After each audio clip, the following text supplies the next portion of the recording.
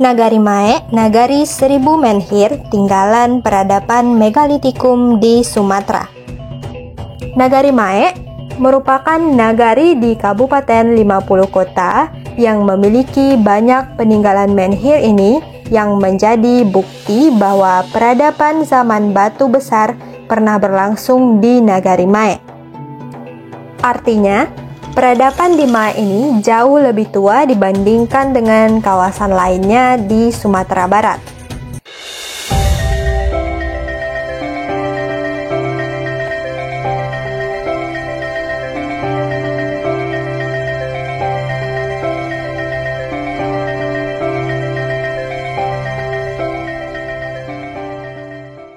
Mae merupakan salah satu nagari yang terkenal di Kabupaten 50 Kota.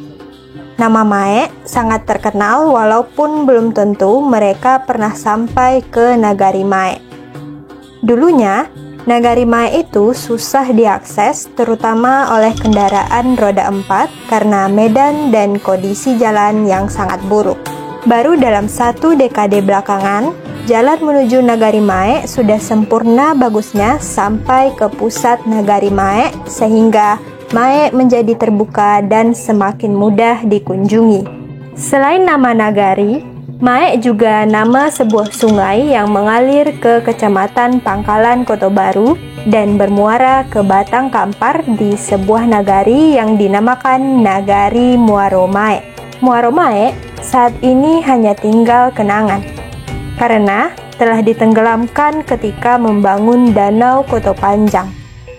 Nah, Batang Mae itulah yang berasal dari Nagari Mae yang kemudian hilir ke sejumlah nagari di Kecamatan Pangkalan Kota Baru dan saat ini bermuara ke Danau Buatan Koto Panjang. Namun, Batang Mae tidaklah berhulu dari Nagari Mae.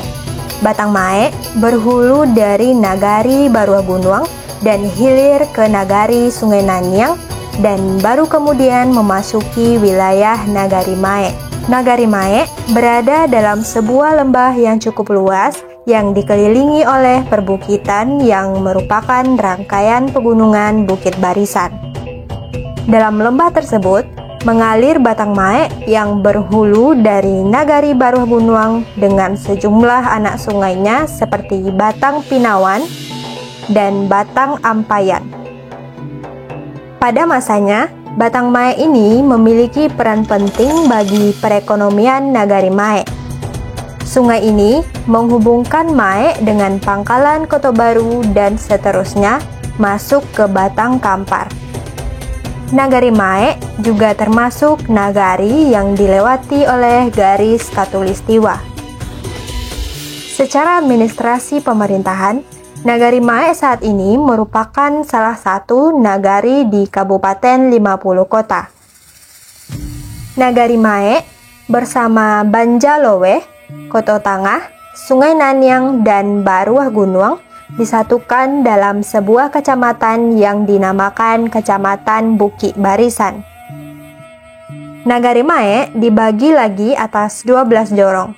Ke-12 jorong tersebut adalah Jorong Koto Gadang, Bungo Tanjuang, Sopan Tanah, Awaduri, Ompang Godang 1, Ompang Godang 2, Ronah, Sopan Godang, Koto Tinggi 1, Koto Tinggi 2, Koto Tinggi 3, dan Nenan. Pada tahun 2016, 3 jorong di Nagari Mae yakni Koto Tinggi 1, 2, dan 3 dibentuk menjadi sebuah nagari persiapan yang bernama Nagari Persiapan Koto Tinggi Mae. Hanya saja, sampai saat ini nagari persiapan ini belum menjadi nagari definitif. Nagari Mae memiliki banyak peninggalan menhir yang menjadi peninggalan kebudayaan megalitikum. Banyak lokasi di Nagari Mae yang memiliki peninggalan menhir sehingga Nagari Mae juga dijuluki dengan julukan Nagari 1000 Menhir. Menhir merupakan peninggalan kebudayaan megalitikum. Kebudayaan megalitikum atau juga disebut tradisi megalitikum merupakan bentuk-bentuk praktik kebudayaan yang dicirikan oleh pelibatan monumen atau struktur yang tersusun dari batu-batu besar, megalit, sebagai penciri utamanya. Bentuk peninggalan zaman megalitikum itu antara lain menhir, monolit, dolmen, atau trilit yang bahan bakunya menggunakan batu. Nagari Mae merupakan nagari di Kabupaten 50 Kota yang memiliki banyak peninggalan menhir ini yang menjadi bukti bahwa peradaban zaman batu besar pernah berlangsung di Nagari Mae.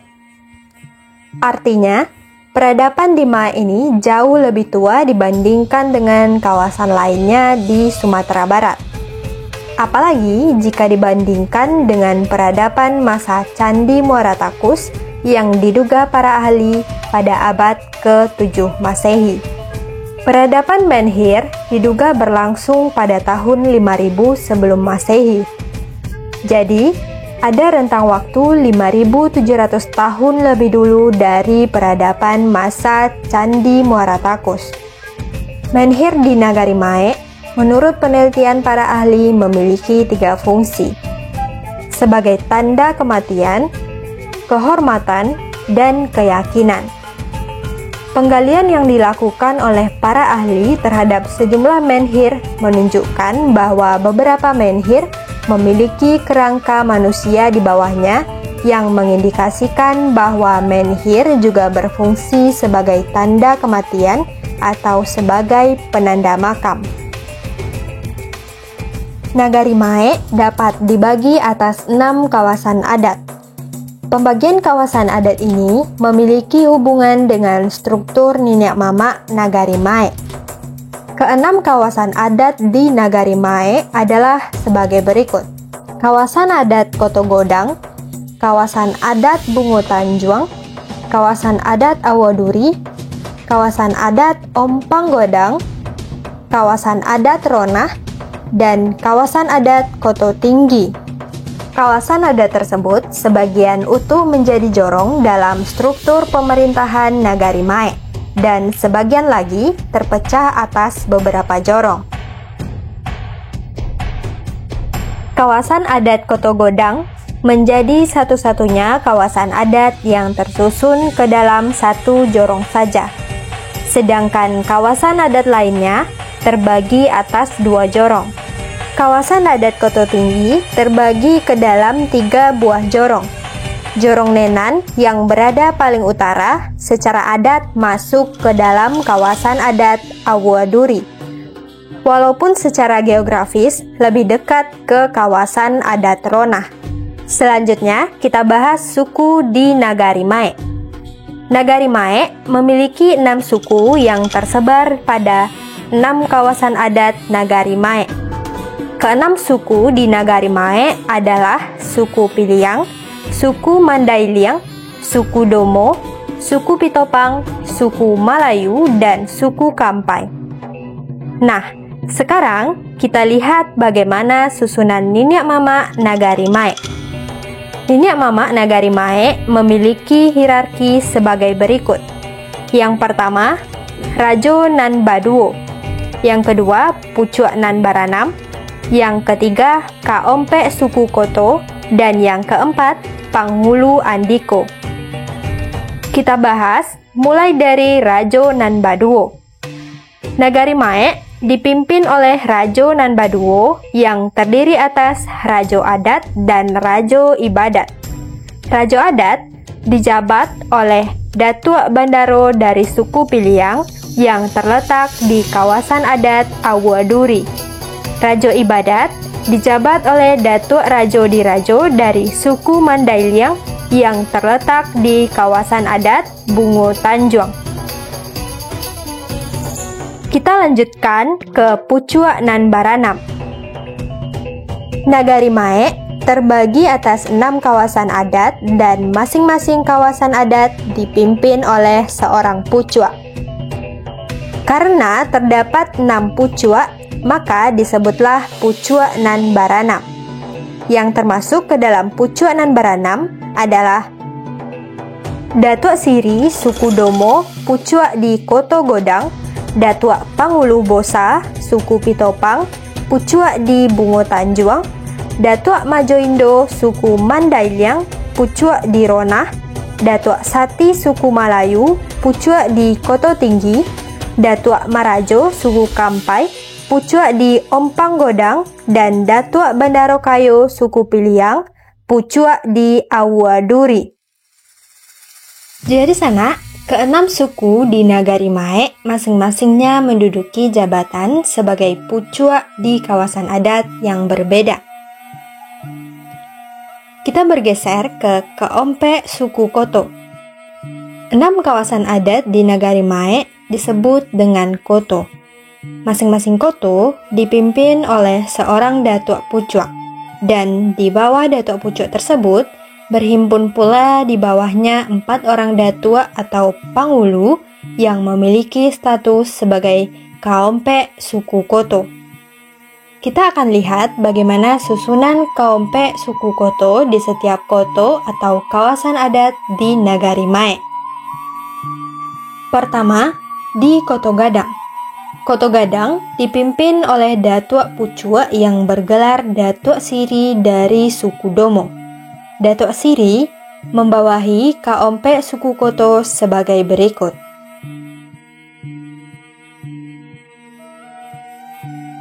Kelima koto atau kawasan adat lainnya juga memiliki struktur yang sama dengan Koto Godang. Koto Bungo Tanjuang dengan pucuaknya Datuk Pangulu Bosa membawahi kaompek suku Koto sebagai berikut.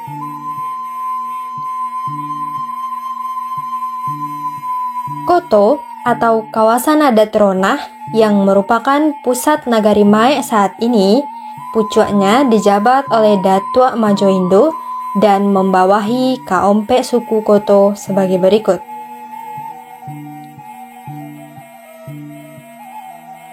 Kawasan adat Koto Tinggi dipimpin oleh datuk pucuak yang bergelar Datuk Sati dari suku Malayu.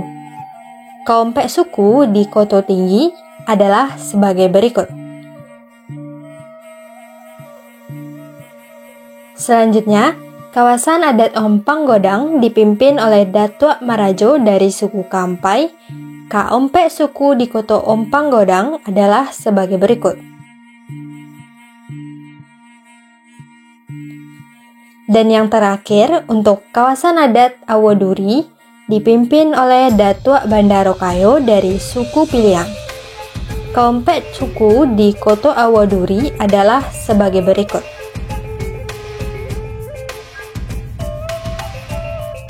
Kita beralih ke Pangulu Andiko. Selain pucuak nan Baranam dan kaompek suku Koto, tipikal penghulu selanjutnya di Nagari Mae adalah Pangulu Andiko. Dengan demikian, dalam koto atau kawasan adat di Nagari Mae tersusun 3 jenis penghulu, mulai dari pucuak, kaompek suku Koto, dan Andiko. Terkait dengan urusan di bidang agama, selain jabatan Raja Ibadat, beliau dibantu oleh Imam Nagari yang bergelar Imam Bosa. Dari suku Kampai di Koto Godang dan Bilal Nagori dari suku Domo di Koto Bungo Tanjuang. Pada level pucuak dan kaompek suku-suku, untuk urusan keagamaan setidaknya dibantu oleh imam, dan pada level andiko oleh urang malin. Keberadaan imam menjadi penting karena pada masa dulunya setiap nenek mama dalam kaumnya memiliki surau yang tentunya di bawah binaan oleh seorang imam. Demikian sanak susunan Pangulu di Nagari Mae. Jika terdapat kesalahan atau tidak tepat, silahkan sanak tuliskan koreksinya pada kolom komentar. Kita lanjutkan pembahasan Mae dalam kebudayaan Minangkabau. Mae merupakan salah satu wilayah penting dalam Lua 50 Koto, karena Rajo Adat Nagari Mae merupakan salah satu dari 9 pucuk pimpinan adat di Lua 50 Koto. Pucuk Pimpinan Adat Luak Lima Pulau Koto terdiri dari dua institusi. Raja Mufakat Nan Balimo di Luak Lima Puluh dan Ninyak Nan Barompe di Hulu Kampar. Mae memegang peran penting untuk menghubungkan Rantau Kampar dengan wilayah inti Luak Lima Pulau Koto. Batang Mae yang pada masa dahulu dapat dilayari kapal sampai ke Nagari Mae yang menyebabkan Mae dapat menjadi penghubung Rantau Kampar dengan Luak Lima Puluh. Datuk Bandaro juga menjabat sebagai Raja Adat. Bagi Nagari Mae merupakan bagian dari Ninyak Nan Barompe di Hulu Kampar. Ninyak Nan Barompe di Hulu Kampar itu sendiri terdiri dari Datuk Majo Indo di Kotolowe, Datuk Siri Marajo di Mungka, Datuk Bandaro di Mae, dan Datuk Rajo Dubalai di Muara Takus. Kita lanjutkan dengan pembahasan tempat menarik di Nagari Mae. Posisi Nagari Mae yang berada di pedalaman dan memiliki jalan buntu yang belum tersambung dengan nagari sekitarnya seperti Gunung Malintang di Kecamatan Pangkalan Koto Baru dan Koto Lamo Kecamatan Kapur 9 membuat mengunjungi Nagari Mae butuh perencanaan dan alokasi waktu yang cukup. Nah, kalau Sanak memiliki kesempatan mengunjungi Nagari Mae, Nagaripedia memberikan rekomendasi tempat-tempat yang wajib Sanak kunjungi di Nagari Mae. Yang pertama, Kompleks Menhir.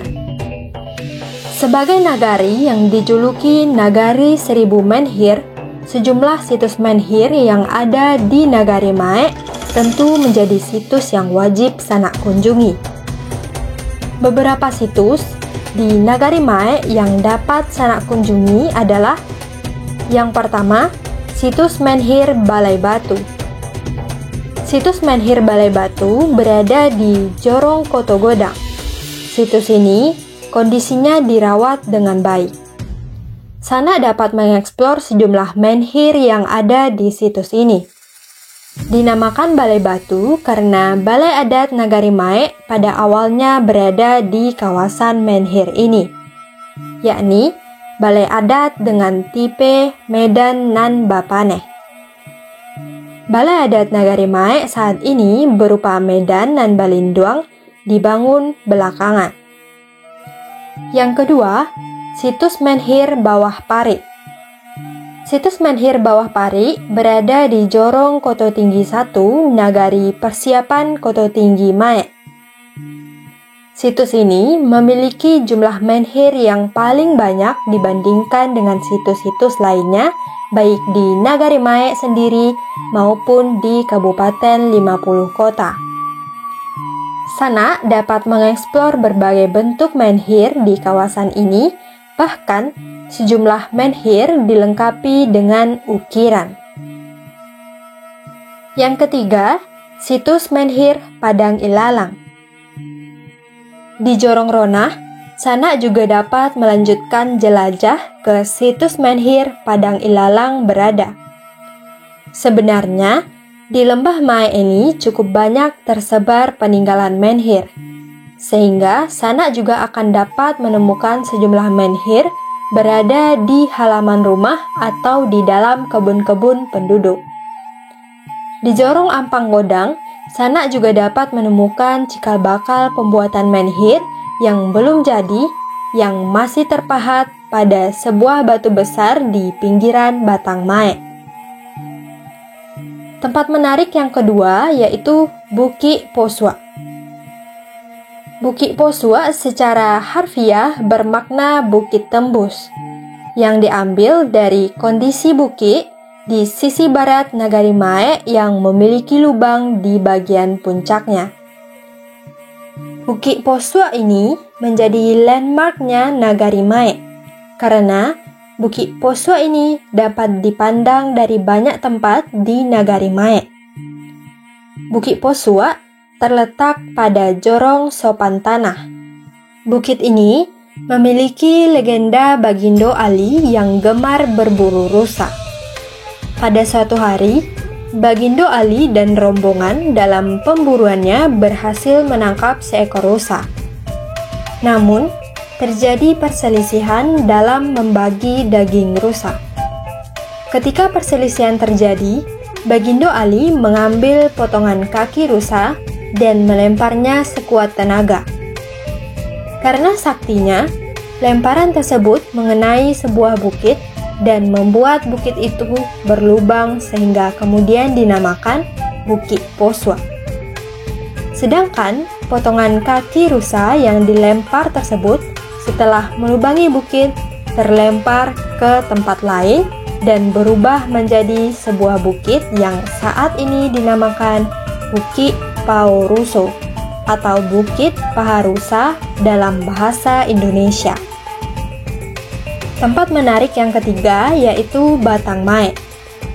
Batang Mae merupakan sungai utama yang mengalir di Lembah Mae.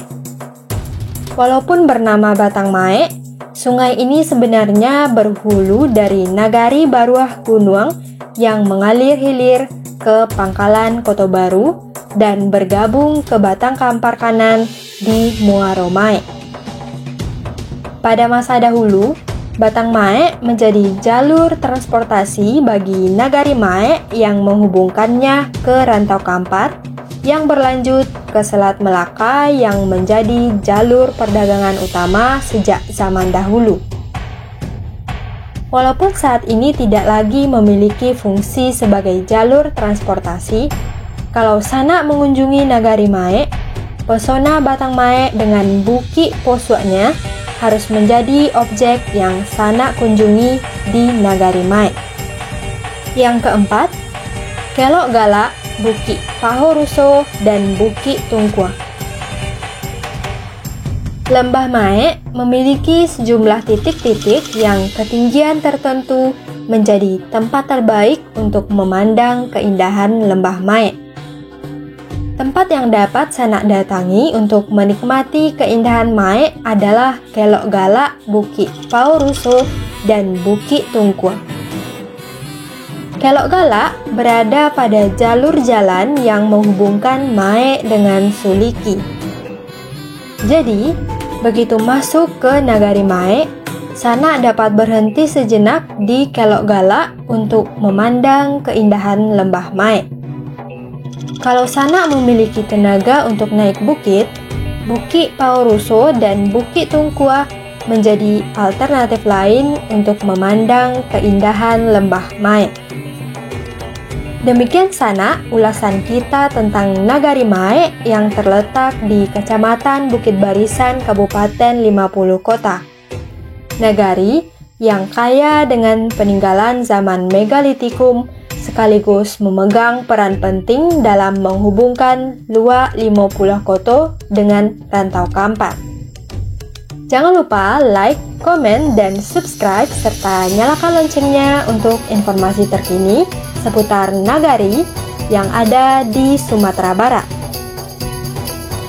Tonton Nagaripedia, kenali nagarimu, cintai Indonesia, jelajahi dunia.